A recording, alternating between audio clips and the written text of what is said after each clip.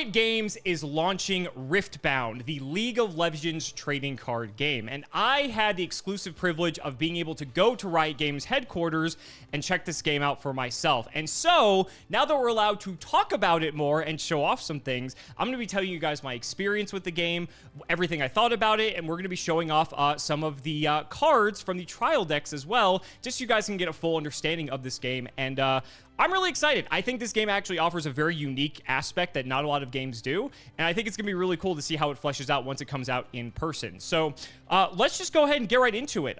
These are actually the trial decks that they sent us home with, and we're going to be showing these off, because I think this is the best way to really understand how the game works. I could explain it, but visually, it makes more sense when you actually see what's going on here. So let's just crack these open. The trial decks contain 4 different ones, and we're going to go through all of them, but we're going to start with the one that I had the most fun with, which is Victor. So we're going to explain how the game works as we show off the cards here, because I believe the way the cards are shown is how it's going to, or the order of the cards is going to make this very easy to showcase how this works. At least I'm pretty sure. So in each of these trial decks, you're going to have, you're going to notice there's going to be cards with different backs on them. So first of all, you're going to get these white backed cards. These are actually your resource deck. So in this game, you have a resource deck that goes off to the side, and you're going to be able to take cards from that resource deck every single turn. So in other card games, you typically only get like 1 resource per turn, but in this game, you have what are called runes. So we have 6 of the order rune and 6 of the mind rune. So basically, what you do at the beginning of the game is that you'll shuffle this deck alongside your other deck as well. You're allowed to freely customize this deck, so if you want to go like 7-5 or 8-4, that's also okay. So you're going to shuffle this deck, and at the beginning of each turn, you give yourself 2 of these runes, and then if you go second, you actually give yourself a 3rd one, and then on the following turn, you'll get 2 more, etc., etc. We'll talk more about the resource system later, because when you see some of the cards, it's going to make more sense. So we're going to put this off to the side for now. So when you're playing the League trading card game, aka Riftbound, you're going to have these locations. This is the objective of the game. So these locations, you're going to have 2 of them if you're playing in a 1v1 setting, or there's going to be 3 of them if you're playing in a multiplayer setting with like 4 people. So it's cool that you have the ability to play either 1v1 or to play more casually with like multiple people. This game lends itself very well to multiplayer, and we'll get to that momentarily. But basically, if you're going to play this in like a competitive PvP setting, basically you would have 3 locations that you bring with you in your deck building. Game 1, you're going to play one, and your opponent's going to play one. Game 2, you have to pick one of your remaining 2. And then Game 3, you're going to play your last one if it does in fact go to a Game 3. So that's really cool. But basically, let's actually explain how this game works. So how it works is this is different from most other card games that you might be familiar with. I think the closest analog might be Marvel Snap, but even then, it's not exactly like that at all. So basically, let's just go ahead and say like there's a location here, and this is our opponent's location here, right? So the objective of the game is to score and hold these locations. And so how do you do that? So basically, let's just go ahead and find a minion here really quick. Let's just grab this one right here. This is a minion card. So this is a Watchful Sentry. I think this is referred to as a unit. So this has a cost of 2, and it has a might of 1. You see the 2 in the top left, that's the cost, and the 1 in the top right is the might of the card. So basically, when you play a unit, it comes into play exhausted, unless there's an ability or keyword that says so otherwise. But then on the following turn, when it's ready to go, you can move your unit to one of these 2 locations, and then that's going to score you a point. And so your objective is to score 8 points over the course of the game. You can move this card back to your base and then back to another location to score a point that way. Or if a minion's on a location and a full turn cycle goes through, and this minion is still here and you still have the most power here, you're going to score another point. So you don't even have to like recapture the location. You're able to just score immediately because you're just holding and maintaining the base. So think of it like King of the Hill, or if you're familiar with like COD 4, it's kind of like Domination, or like any of the COD games. It's very similar to that concept here. And that actually adds just like a whole different element to this game versus like any other card game, because most card games, the objective of the game is to kill the opponent, right? They have 30 or 20 life, and you get them down to 0.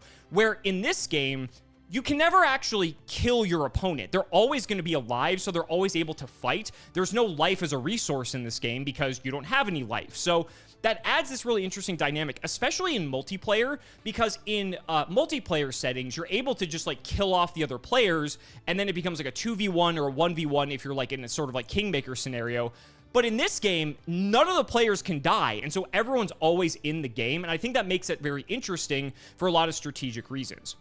So like I said, so basically when you have your minions, as long as you have the most might and you're controlling the location, then you're going to score a point either when you immediately go to an empty location, or if you're going to go to, or if you maintain possession of the location for one full turn cycle. So at the beginning of the next turn, if you still have this location, you're going to gain a second point, so then you'll go to 2 points. And like I said, you're trying to go to 8. Now, once you're at 7 points, to score your 8th point, you either need to hold possession of a location for one single turn, so you can't just capture your 8th point, but if you own all locations, that's how you can score your 8th point as well. So for instance, like let's say this is the scenario, I have 7 points. I can capture this location. However, that's not going to score me my 8th point, but because I capture both locations, that's what gets me my 8th point. So you really have to be, I don't want to say in a fully dominating position, but you really have to like go over the edge if you want to score that 8th point in most instances.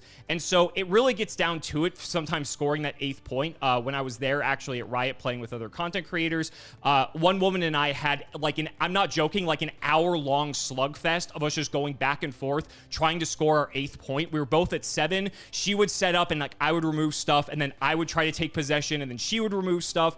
It was an absolute blast. It was so much fun, and so just this dynamic is really interesting here. So we'll get back to these units a little bit later on. The next thing I want to discuss actually is locations themselves, because they themselves have abilities. So this location, for instance, the Altar to Unity, says when you hold here, play a 1 might recruit unit token in your base. So that would be just one of these token cards right here. So this card, for holding is for a full turn cycle, so not just immediately capturing it. You just get a 1 might token for free, right?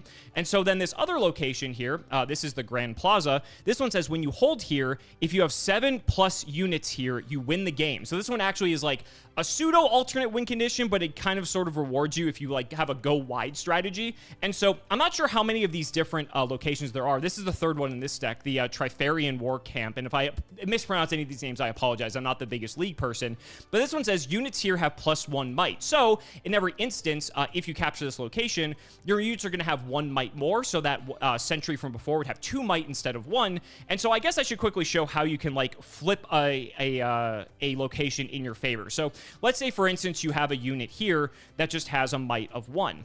Well, if your opponent comes in with this unit here that has a might of 6, they can go and contest this location, and this initiates combat, essentially. So, since this has 6 might and this has 1, they just deal damage to each other, and so since I don't have that much might, I would die. They now claim the location, and they get a point. So now, I need 6 might or more to be able to get this off of this location specifically, or some sort of removal spell or things like that. But if I want to go with combat, I need 6 might minimum to at least trade so that no one holds this location, but I need 7 or more if I want to actually maintain possession of the location and score an additional point. And so, just as an example here, if I go ahead and take, let's just take another Cruel Patron here just to make this easy, right? So if I have a 1 might and a 6 might minion, and these are ready up to go, let's say I played them on the previous turn, I can go and attack with both of these minions, and then they can decide where the damage goes. Now, I'm going to win this battle here because I have 7 might to their 6,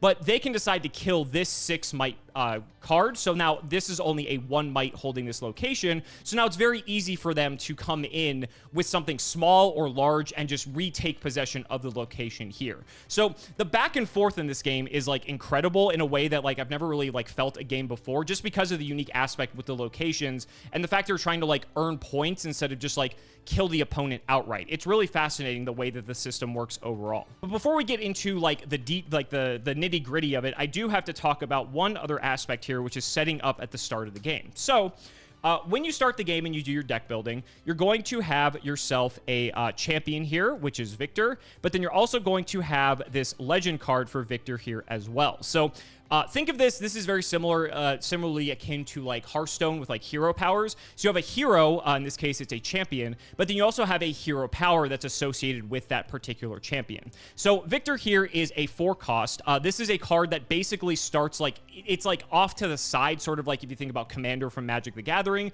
It's there.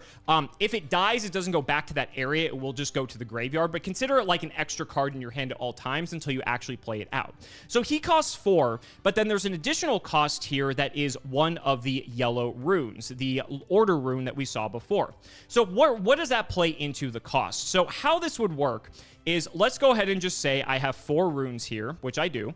And so you would pay the 4 runes. These are your resources, so these would stay active. However, this yellow rune here requires you to recycle one of your runes back into the rune deck. So what does that mean? That means you have to take one of your runes. It can be either exhausted or not, so it could be like this or like this, but you can use it like as part of your cost here, and you put it on the bottom of your rune deck because you're always going to be getting 2 runes every single turn. And so this is a really unique mechanic because it's forcing you to just constantly be recycling your runes in exchange for greater power cards. The lower cost cards typically don't have a ton of recycling costs, but when you start seeing the higher cost cards, they do have a high recycling cost, and there's ways to sort of mitigate that depending on the type of deck that you're playing. But in any case, that is how you would play a card like this that has a cost here. Sometimes there's like 2 or 3. Sometimes it's like a split where it's like you can use one of either color.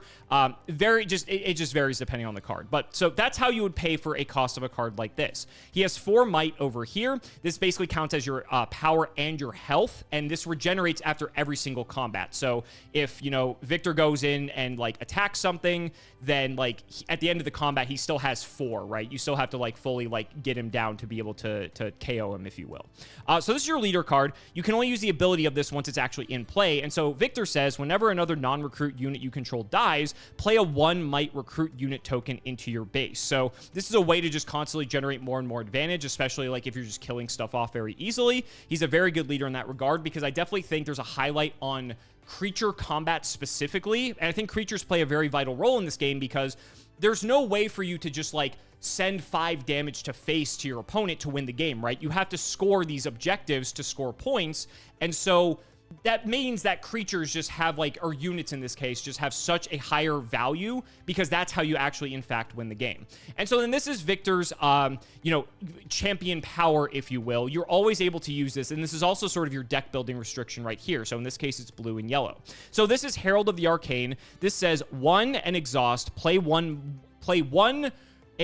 a 1 might recruit unit token. So every single turn, if you have the ability to just pay 1 of your runes and be able to exhaust this, you're able to just get a recruit for free. So again, being able to, when we were allowed to deck build, so basically what we did was when we were at Riot, they let us play the game first with the trial decks just as is, and then they give us a deck building session where it was like Kaiba or Pegasus's like factory of cards, basically. So they gave us a entire binder of every single card in the first set to look at, and then we could build decks with all of those cards, and they had like 100 of each card and like all these 5Ks lined across the table. It was insane.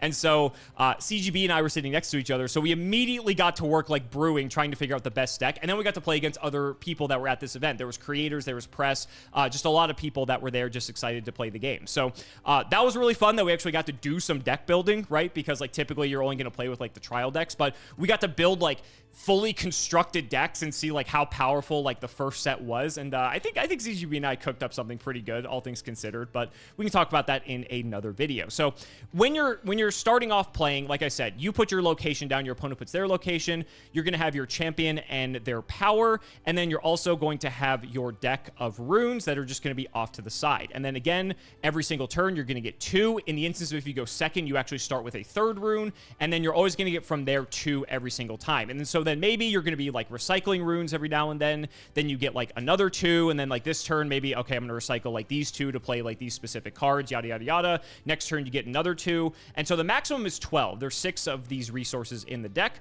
And yeah, and then you just go from there. You just start playing stuff, you start capturing locations, scoring points, and once you get to 8 points, you win the game. So pretty straightforward in terms of the objective, but actually executing on that is a completely different even matter. So I thought it would be fun if we just go through the decks and just show off a lot of the cards, because I think that's what a lot of people want to see. And we can talk about the impact that I felt that some of these cards had from playing, because I played this deck particularly, and I also played against some of the other decks that are in here as well. So I can talk about how I felt those decks played as well. So we talked about Victor. We talked about this. You also get plenty of the tokens here because you summon a lot of tokens with this deck, that's for sure. So this is Stupefy. This is a 1-cost spell, and so this is a reaction. So play anytime, even before spells and abilities resolve. So this is really cool because basically it's like, as long as you have like the initiative to do so, like your opponent like passes priority, like you can use this at like instant speed or like quick effect speed. And so this is a 1 cost. It says give a unit -1 might this turn to a minimum of 1 might, because otherwise it would kill it straight up, and then draw 1. So it's a nice just way to cycle through cards. And then also just you know, you can win combat if they try to go in and like tie. You can like stupefy them or like multi-stupefy them, so then they're down like 2, and then that way you can win combat that way. So that's kind of like what this card's here for. Wraith of Echoes. This card is nuts. This is a 6 cost, and you have to recycle a blue rune, so remember that. 5 might. We don't care about that. The first time a friendly unit dies each turn, draw 1 card. This card is nuts because you're playing like this token deck, and so this also triggers on the opponent's turn as well, so you can kill your own stuff off very easily if you want to trigger this to draw, or if your opponent kills stuff as well, then you get to draw off of this too. And it's interesting because like since the locations are like in the middle, how it works is you actually play your cards like when you when they enter in like exhausted, so they can't really play them unless they have accelerate, which is like this game's version of haste. So they enter in like this, and then when they ready, you then can put them to a location. So it's like a front row and a back row, sort of like Yu-Gi-Oh in a sense, right? Except it's like both creatures can occupy both areas. And so it's interesting because some cards specifically only work when creatures are in a battlefield or like in this area, but then other cards just say like kill an enemy and it doesn't matter where they are. But I will say keeping your creatures in like the back row is definitely keeping them more protected, because there's more... There's removal, but then there's a lot more removal for stuff specifically on battlefields as well. So your cards are more protected back here. So you could keep the Wraith of Echoes in the back, and then that way, like, if you need to contest, you can, but otherwise, you can just be drawing cards every single turn, and your opponent has to, like, deal with this somehow, and if they don't have removal to hit stuff, like, in the back, then, like, they can't answer this, and so it's really cool that you can, like, protect your stuff that way. I really, really like that. So we got the Wraith of Echoes. This is Unchecked Power. This is a 7 cost, and you have to recycle 2 blue runes for this to work. And so this says exhaust all friendly units, then deal 12 to all units at battlefield. So this is a board wipe essentially, and again, this is a battlefield specific card. So if all your stuff is in the back row, then it doesn't matter because you're not going to be affected by this. So if your opponent has like a bunch of stuff on multiple locations, this is just going to kill everything. So that's what this is here for, and it's a very powerful card. I got to use that multiple times. Here's Cruel Patron. This is a 4 cost for 6 might, but as an additional cost to play me, kill a friendly unit. That's not difficult because you're playing the token deck, so it's very easy for you to achieve that. So we got 3 of those. We saw this already, the Watchful Sentry. He's a 2 cost 1 might, but he has Death Knell, which is when it gets killed, you get to draw 1. When I die, I get this effect. So he's just a nice way that if he dies, you just get some more advantage off of it. Very advantage heavy decks. No surprise that I'm going to play something like that. Cull the Weak. This card was cracked for everyone who played it. This is a 2 cost. You do have to recycle a yellow rune though, so do keep that in mind. And it's a spell that says each player kills one of their units. This card is good both in 1v1 as well as in multiplayer, because in multiplayer, this is going to affect everyone, but oh my god, like this card is so powerful in this deck because you're playing a bunch of tokens, so you don't care about them and you're killing off your opponent's best stuff. Someone went like Cull the Weak into Cull the Weak and just like wiped our boards in multiplayer. I think that was one of the devs we were playing against. It was disgusting. And so like as soon as we figured that out, like okay, we have to play Cull the Weak. That card's crazy. This is Faithful Manufacturer. This is a 3 cost for 2 might. When you play me, play a 1 might recruit unit token here. So this just gives you 2 guys for 1 card, which is really strong. That way next turn, if both of the locations are available, you can go like this, and then you can send your other token here, so now you can score 2 points like immediately just by doing that. So pretty big swing there, and that's why this card is quite good. Again, this deck wants to go very wide, and I think going wide is like a very good strategy for this game altogether, just because, like I said, I think there's a higher emphasis on minions. This card's great. So this is Hidden Blade. This is a spell, costs 2, and you do have to recycle, but it has an ability called Hidden. So Hidden is an ability similar to trap cards from Yu-Gi-Oh! So you can hide this card by recycling, this symbol's incorrect, but you can hide this card by recycling any rune and play it later for 0. So it can be free if you just recycle any rune and you set it face down to a location. Now, you do have to be owning the location in order to set the card here, but that's a small price to pay for the fact that you get to play this card for free. You can play this still for the 2 cost and recycle 1 yellow as like just a normal spell, but if you want to play it for free, that is how you would do it. You would recycle 1 of your runes and you just play it here on any location that you currently own. So the action is play on your turn or in showdown. So that means like when you're like actually in combat, kill a unit at a battlefield, its controller draws 2 cards. So this is really sick because you can either kill something that's like going to like contest you at a battlefield, or you can kill your own thing and draw 2 cards yourself. And so again, since you're playing this token-based deck, you can put a token here, set this by recycling a rune, and then if your opponent tries to contest you, you can, if they like, let's say they do something to threaten one of your minions, you can just kill it off and draw 2, so then it like just like fizzles their effect basically. Or if you're going to lose combat, it doesn't matter. Or if you absolutely want to use it as a removal spell for their stuff, you can, but you're going to give them 2 cards, which is like, obviously you don't want to do that like as much as like you have to, but sometimes it does come up. So it's like this very flexible removal option that like is very, very goated. It's awesome. This is a Soaring Scout. This is a 2 cost 1 might, and on Death Knell you get to channel a rune exhausted. So basically that means you would just get to play an extra rune for free. So it does ramp you in a way, but it does come in exhausted, so you don't get to use it that turn. That's totally fine. It's just a nice way to just help you recover some of your resources, especially if you're shuffling a lot of them back into the bottom of the deck there. So we got a couple of those. This is Vanguard Captain. This is similar to a card we saw before. Costs 3 and recycling 1 yellow for 3 might. And then Legion, when you play me, you get to get 2 1 might recruit unit tokens.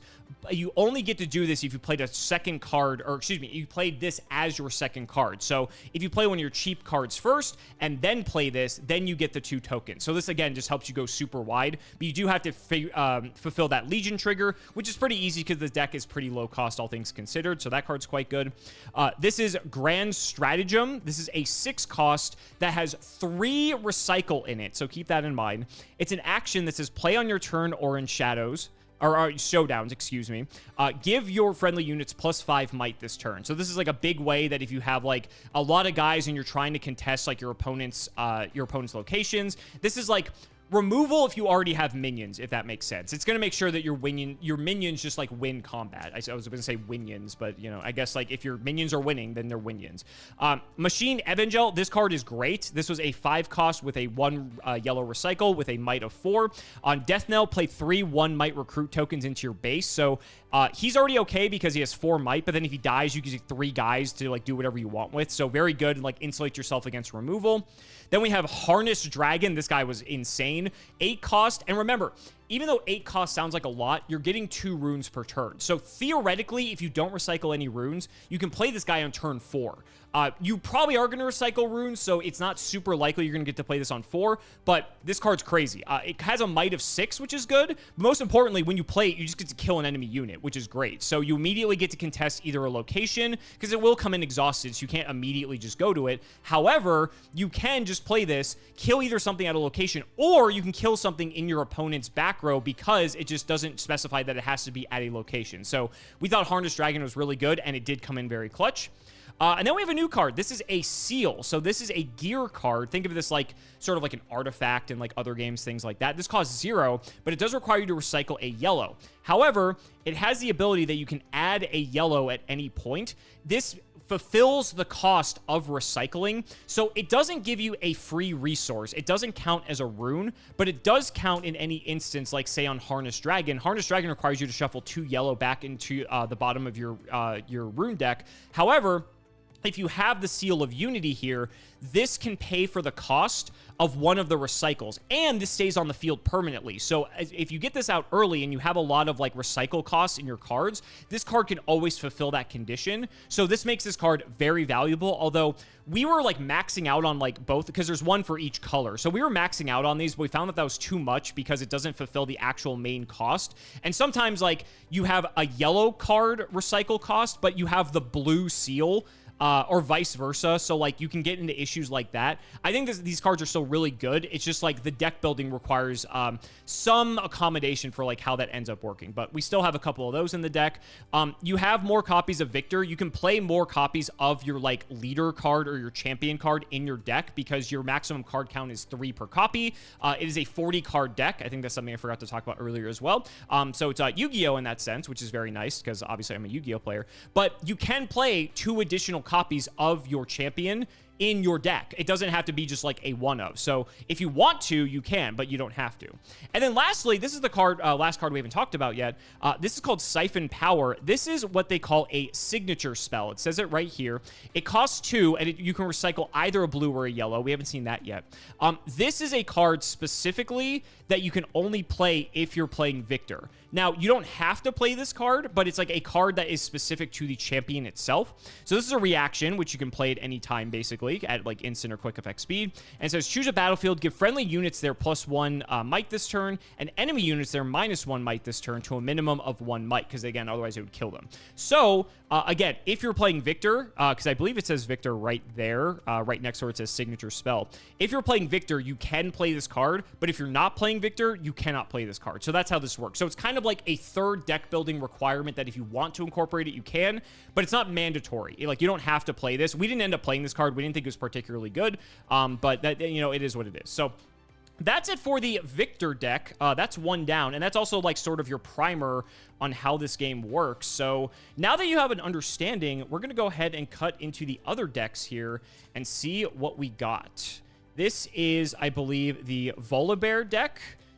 This deck focuses on, this is a red-orange deck. Red is like very red in nature, where it's like a lot of like direct damage to like creature type of effects, like a lot of removal, like wants to go fast.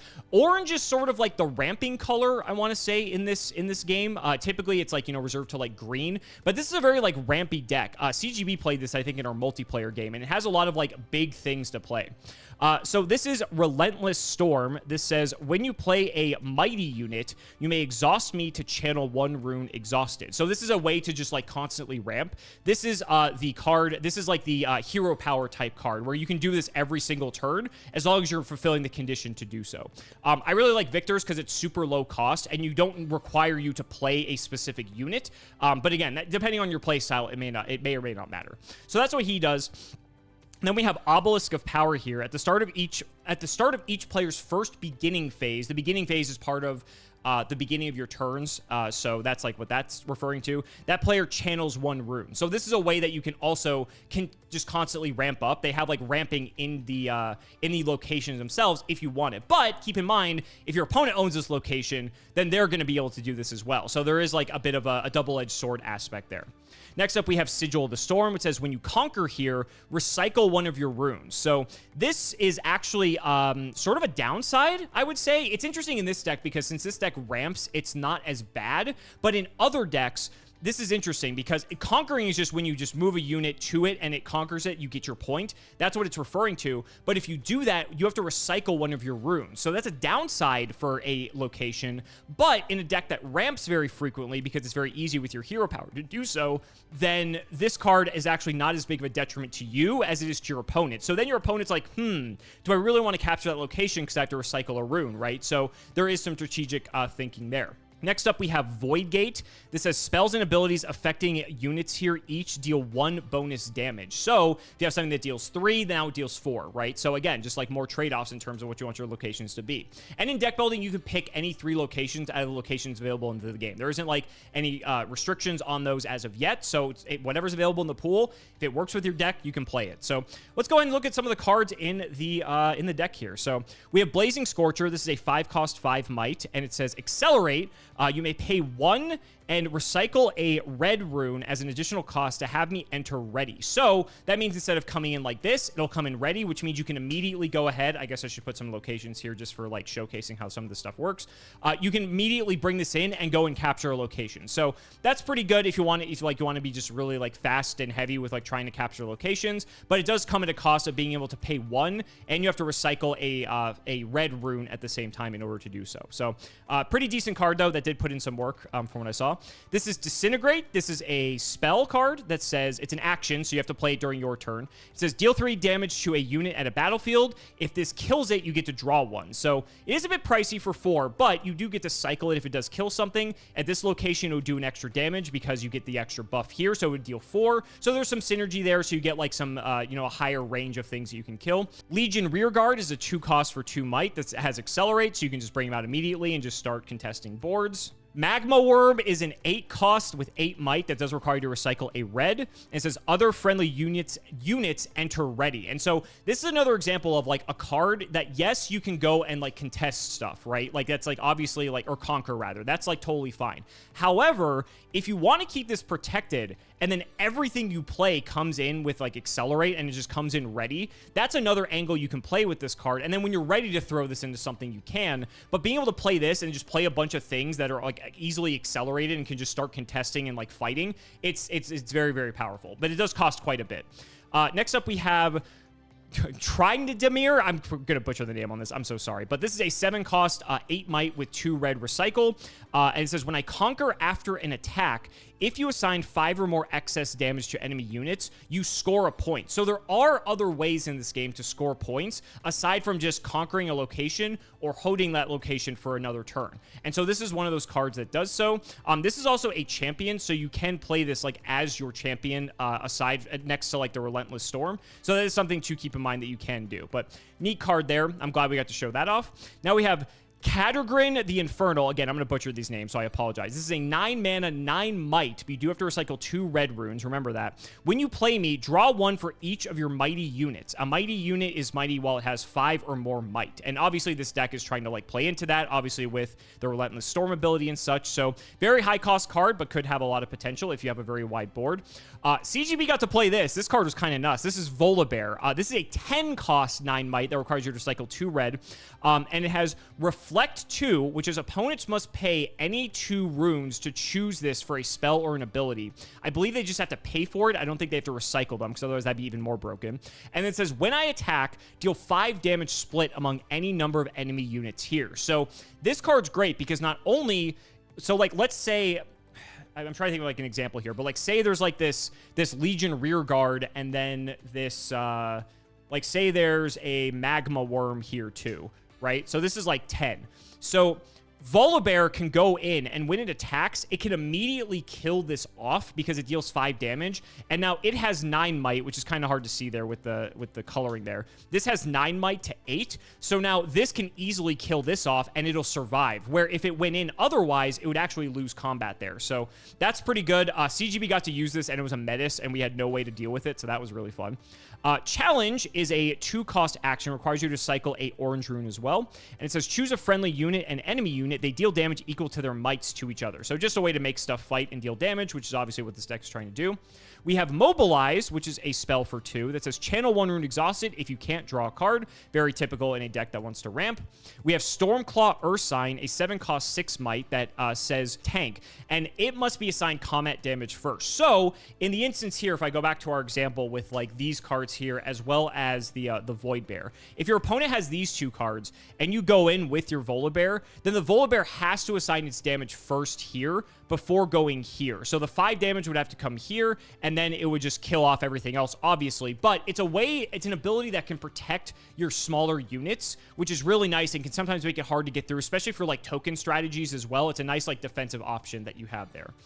So the Stormclaw Ursine is actually very powerful. Tank is a pretty strong ability. Then we have a 4-cost spell here, Catalyst of Aeons. This is channel 2 runes exhausted. If you couldn't channel 2 runes this way, draw 1. So what that means is like if your deck is out of cards to be able to channel 2, because you only get 12 maximum. So if you're maxed out on your runes, then this is just a way for you to draw an extra card. So more ramping. Then we have Carnivorous Snapvine, a 5 cost that requires you to cycle 2 orange, and it costs 6. When you play me, choose an enemy unit and a battlefield, we deal damage equal to our mites to each other. So they immediately fight without even having to go there, which is really nice. That way you can get something off your opponent's board, and if you had something else that's readied, for instance, like, I don't know, like this guy, then you could immediately take over if this was able to kill this off, right? So that's like kind of what that's here for. Then we have Volibear. Once again, this is the champion unit of Volibear. So we could play this here as our like main hero, if you will, or our main champion. It has shield 3, which gets +3 might while it's a defender. So that means that if it's holding a location and something comes in to fight it, it actually gains +3 might up to 13, which is quite powerful. And then it has a tank as well, which is very good. And then when an opponent moves to a battlefield other than mine, you get to draw 1. So that's crazy because that means that, like, it's just like all value for this card. It's very, very good. Dead Bloom Predator is an 8 cost, 8 might for 2 orange recycling as well. It has Reflect, Deflect. Is it Deflect? It is Deflect. Sorry, not Reflect. It says opponents must pay any rune to choose me with a spell or ability. And again, I forget if that means they just have to exhaust the rune or if they have to recycle it, because again, that could be a big difference. This looks like the recycle symbol, but I'm not 100% sure since it says pay. So a bit of a, I'm sure someone in the comments will correct me there. But in any case, you may play me to an occupied enemy battlefield. So this is really sick because when this comes in, sure, it comes in exhausted, but you can immediately contest something on the board because you can play it there as long as your opponent already has something there. 8 costs, again, might seem like a lot, but again, remember, you're getting 2 runes per turn, so it's a lot quicker than you might think. So we got a few of those. Misfortune, a lot of people liked her, and for good reason. 5 costs, recycle 1 orange for 5 might. It has Accelerate, so again, you can haste her out if you want to. And then it has Ganking. So we haven't talked about this mechanic yet. So Ganking is if you normally would control a battlefield with any other minion. Let's say it's this guy, right? You cannot go from like one battlefield to the next to immediately capture it and earn a point. You would have to go back to your base and then go up to that other location. You can also go to the same location if you wanted to. However, Ganking, which is on Misfortune, allows you to move from battlefield to battlefield without going back to the base first. And that's a really strong mechanic in the game, like where you're trying to score all these points. Because if your opponent has nothing contested here, you can just go here, score a point. Go here, score a point. You're at 3, you're at 4. Like, you can just keep going. And she also has 5 might. Like, she's pretty tough to, like, just beat. So, really great ability there. Also, the first time she moves each turn, you can ready something else that's exhausted. So if she is readied and then she goes here, scores a point, if this is already like exhausted, like let's say you played this for your turn and you had her last turn, this is now ready and now you can score another point here because now there's nothing at this location. So Ganking is a very strong ability. Misfortune is very good. She's also a champion, so she could be your champion if you so wish. And so that is her purpose there. So we got a few of her. Stormbringer is a 6 cost that requires recycling either 2 red or orange, it looks like. And it says, choose a friendly unit in your base, deal damage equal to its might to all enemy units at the battlefield, then move your unit there. So again, very much what this deck is trying to do. And that does it for this deck. You just have your Fury runes and your body runes here as well. All right, and next up is Yasuo. A lot of people love Yasuo, and so we get to show this off. Yasuo is pretty good because if you like ganking, you're going to like this deck. So here's your Yasuo, a hero power of sorts, your champion power, if you will. Yasuo is green and purple, so again, this dictates your deck building restrictions. So for 1 and exhausting this, move a friendly unit or to or from your base. So this is really strong because, like I said before, if you have a unit here, you can do this to move it back, and then it has its once per turn to move somewhere else. So that's a way for you to start getting points. This is a very strong ability as such. We have a few new bases here. We have Reaver's Row, which says when you defend here, you may move a friendly unit here to base. So that's pretty good. I'll have a couple of these up here just for examples for like how stuff works in combat. Targon's Peak says when you conquer here, ready 2 runes at the end of your turn. So that's pretty strong. So then that way you have stuff for follow-up. And then lastly, we have the Windswept Hillock, which says units here have ganking. So if you have this location, you only have 2. So let's just get this out of the way here. But if you have your 2 locations, let's say, I'll put Yasuo up here as a matter of fact. If you put something here and it has ganking, like let's say this Clockwork Keeper, which is 2 costs for 2 might, that says, as you play me, you may pay a green rune as an additional cost. And if you do draw a card, you can put this here. It has ganking. So now on the next turn, it would be exhausted if you did that. On the next turn, you can put it here and score another point. So it only has it with the ganking when it's here, but then you could bring it back to the base, or Yasuo could move it back and then you could put it back here. Now it has ganking again. So there's like fun stuff you can do there. So we get those out of the way. Next up is Defy. This is a 1 cost, but you do have to recycle a green, so it's a little bit more expensive than that. It's a reaction. Counter a spell that costs no more than 4 and no more than, I believe this is the symbol for everything. So like any one of these recycle runes. So it's a way to counter stuff that's low cost. And so that's what this is here for. That also plays well with the card that unexhausts some of your runes as well. Then we have Unguard, a 1 cost spell that's a reaction. Give a friendly unit +1 might this turn. Then an additional +1 might this turn if it's the only unit you control there. So it's a way to give it +2 potentially. Next up, we have Meditation. This is a 2 cost spell reaction. As an additional cost to play this, you may exhaust a friendly unit. If you do, draw 2, otherwise draw 1, which is pretty nice because sometimes you don't care. Also, you can move stuff around with Yasuo, so like who cares? Wielder of Water is a 3 cost 2 might. While I'm attacking or defending alone, I have +2 might. So if it's going in or if someone's contesting it, if it's the only one, it's actually a 4 instead of a 2. So that's actually pretty cool because that way that can contest a lot of things that might be stronger than it. We also have Discipline here. This is a spell reaction for that costs 2. Give a unit +2 this turn and draw 1. There's a lot of card draw in green. We have Wind Wall. This is 3, but you do have to recycle 2 green, so it's a bit expensive. Reaction, play this anytime, and it just counters a spell. This is straight up just counter spell, but it does have a bit of a higher cost, but is still pretty good, all things considered. And here we go. We have Yasuo. We haven't seen the champion himself yet, but we did see his little hero power. So he's 6 cost, but you do have to recycle 2 runes. Remember, this will be like in the start of play if you choose him as your champion. And when I attack, deal damage equal to my might to an enemy unit here. So similar to the bear from before, it's he goes in, deals 6 first, and then you would like proceed with the rest of combat. So that's pretty good. We got a few of those. Remember, again, you can have your 1 as your champion. You can still have multiple copies in your deck. Then we have Seal of Focus. This is just the seal for green. We don't have to really talk about that. Remember, that covers the recycle costs if they were green. Now we get some purple cards. Purple are very similar to like black cards in other games or just like stuff that's like very graveyard focused, very like trade resources for like extra stuff type of thing. And so we have a 3 cost 3 might Cemetery Attendant, which says when you play me, return a unit from your trash to your hand. So we got some recyclability there. We have Rebuke, which is a 2 cost, but you have to recycle 2 purple as well. That's action, return a unit at a battlefield to its owner's hand. So this is a way to just bounce stuff back, which again is pretty good depending on the circumstances, because like a lot of the times if they have something, unfortunately it's an action, so like it's a bit slow, but if they have a big thing and they spent their whole turn doing it, bouncing it back's pretty good. So we got a couple of those in here. This is Stealthy Pursuer, 4 might and a recycle purple for a 4 cost card. When a friendly unit moves to my location, I may be moved with it. So that's from my location, excuse me. So for instance, let's say we're on the ganking board, right? So we can move here, but then we can also move her as well. So that means we have 8 power going in to contest this versus the 4 that this already offers otherwise. So that's a pretty unique mechanic there. 2 cost for a 2 might Traveling Merchant. When I move, discard 1, then draw 1. Just like typical discard and draw. Not too bad. We have Kayn. This is another champion, so you could play this instead of Yasuo if you wanted.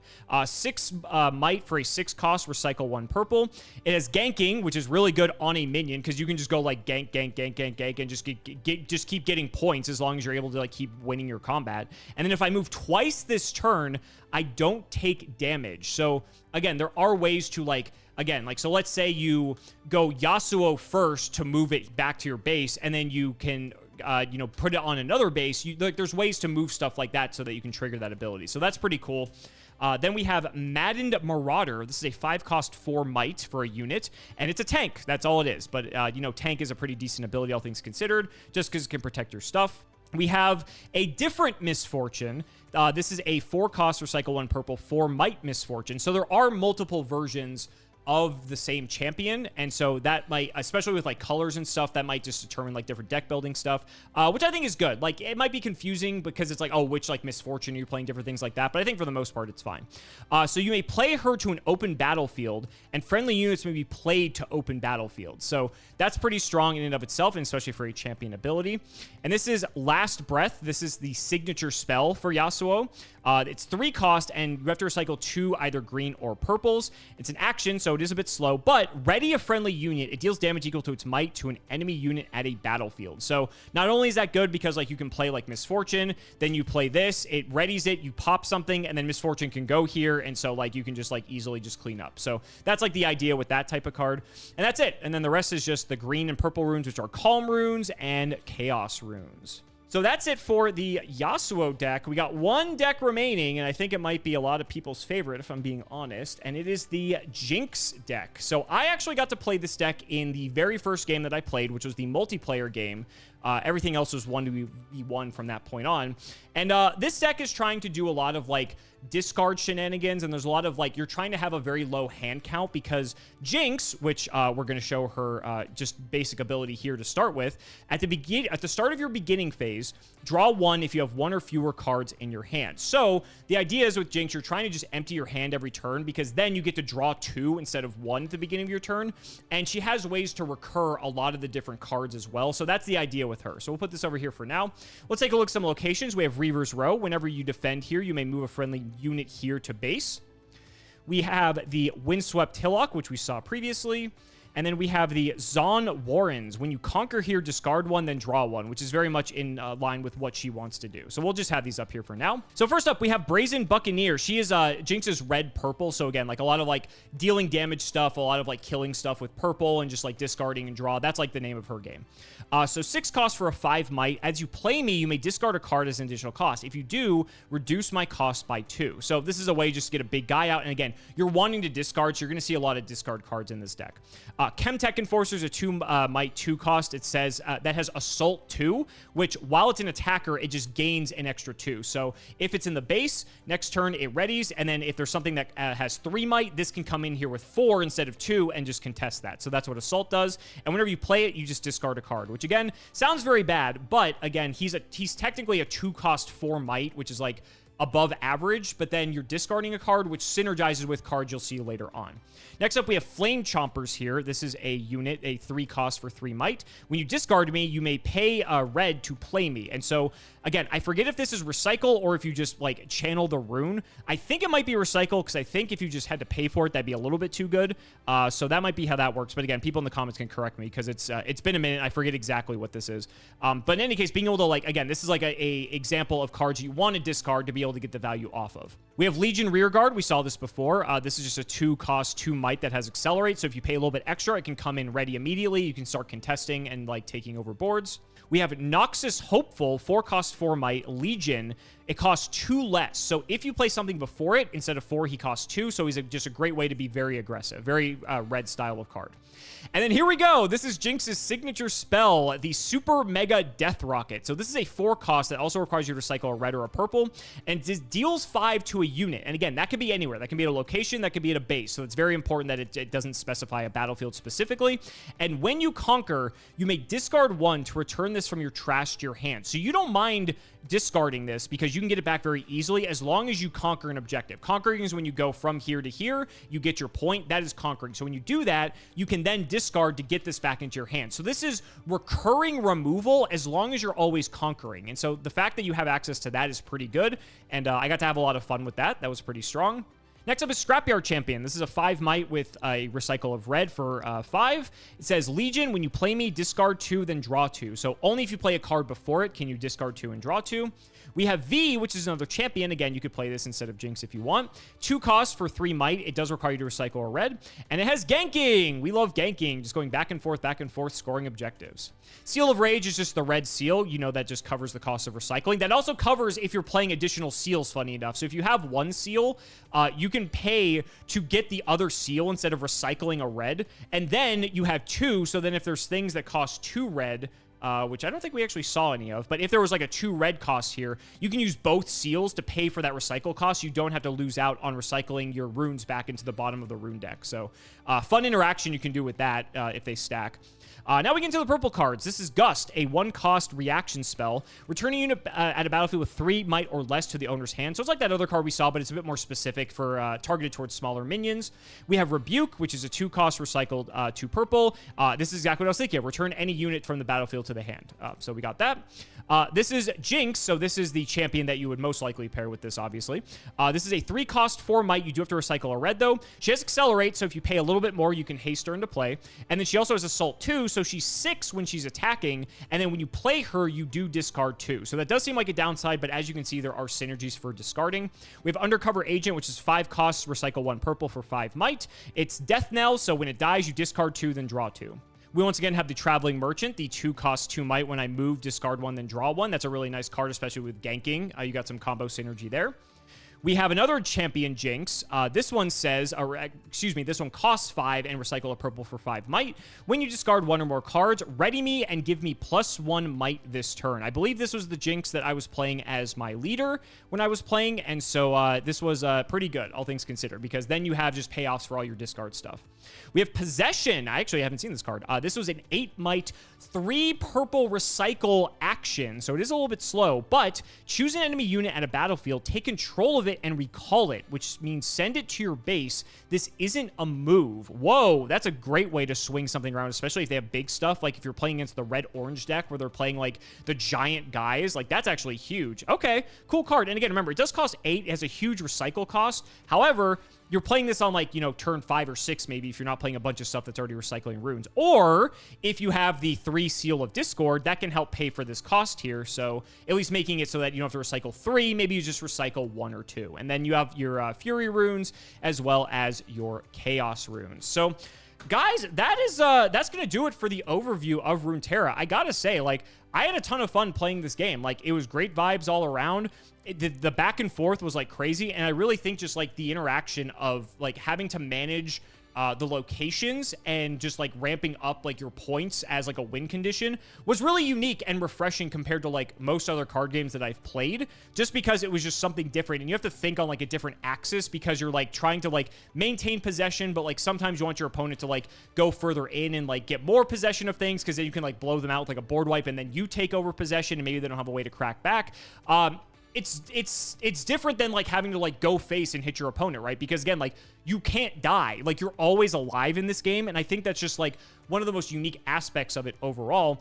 And so it was a fantastic time. I got to just meet a lot of really cool people, play a lot of really good games, and you know, card games rock. What can I say? At the end of the day, it was a lovely time just seeing a lot of really cool people, both friends new and old. And I'm really looking forward to see how this game progresses as it launches. It's going to be launching in China first, and then it comes over to the US, I believe, 3 months after. And so that's one thing I'm a little bit worried about, because there's going to be like a bit of a lull of the hype, right? But if you guys are interested in seeing more content about this, like, and maybe just seeing like some gameplay with it, I'll be happy to provide it, because I think it's really cool. And it's like when you guys see like how like things are like working at play, if you didn't understand it from like my explanations and such, it's definitely, I think it has a lot of potential for sure. And I think it just, at the end of the day, it was just fun. Like, it's just like, granted, like, there were some things that were familiar with some of the different mechanics and such, but I feel like that's going to be every card game. But I think just the main overall objective being so different really helped this game out a lot. And so I'm really excited to see the potential. So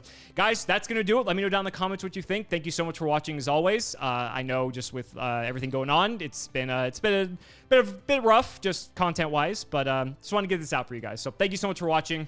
See you next time.